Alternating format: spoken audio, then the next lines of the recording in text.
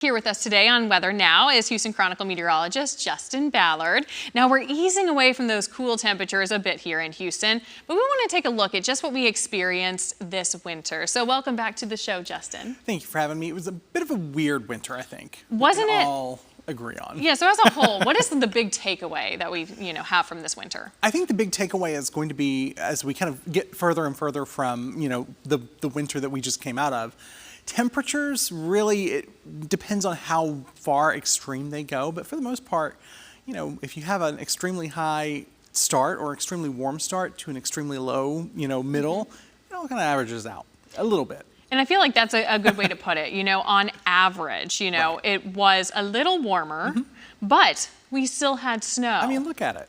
Yeah. A lot of snow. A lot of snow in some instances here, more than what we've seen in decades. Now, temperatures on the whole did end up slightly above normal, really for the southern half of the state, only by a degree or two locally. Of course, a little warmer, 2 to 4 degrees from Corpus Christi Point south, and that goes all the way up into the Rockies. And then, of course, below normal temperatures were found across the northern half of the state of Texas. So let's kind of break those numbers down just a little bit further. So again, this is for meteorological winter, which began on December 1st and ran through February 28th. So an average winter, you see a typical high 65.6, almost 66 degrees, average low about the same, 45.6.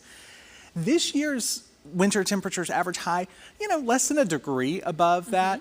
So that puts us at 35th warmest for the year.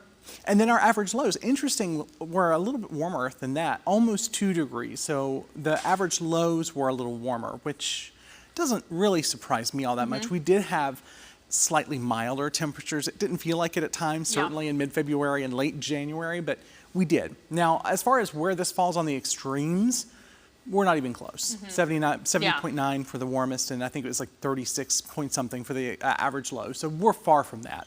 And it is interesting. I like that you can break it down by average, because even though, yes, as a whole, we might have been a little above average, it doesn't mean that we're still not going to have days that are very cold and days that could bring snow. But if we think back to December, okay, our December, I feel like, was just an insane end to the month. And, obviously, I feel like we had warmer than average temperatures, and that definitely contributed to the severe weather we saw. It was definitely back and forth. We had several days where temperatures were above 80 degrees in December.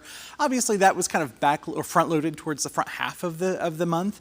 And then we saw those cold fronts, one right after the other, in late December and the days leading after, in the days following, rather, Christmas Day, and then leading into New Year's Day, which brought tornadoes, of course. And then you flip the calendar to January and you're talking about snow. Yes, I know. It's crazy what we can see here in Texas. But what are we going to see as we head into the next couple of months? Spring outlook, it's coming out here. Yeah, the spring outlook, above normal temperatures for the southern half of the United States and the eastern half of the United States. Again, this goes March, April through May.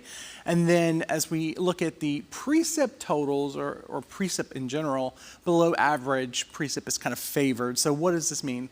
Warmer temperatures, less rain. That could certainly mean that we have an active wildfire season. I had a conversation with Travis about that a few weeks ago, and we see that this week, fire weather is certainly a possibility here in Texas. We've already got fire weather watches west of us here in Houston. So that's just going to be something to kind of keep in the back of our mind as we go through the rest of this spring.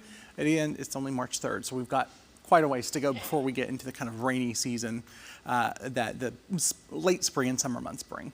That's true. And I love it too when we break it down just as a whole of what went on and on average. But then there was so much craziness over the last few months. But thank you so much for breaking it down for us. Thank you for having and hopefully our spring will be nice and laid back, right? Sunny, 75 every day. Let's go for that. Let's do it. Might as well.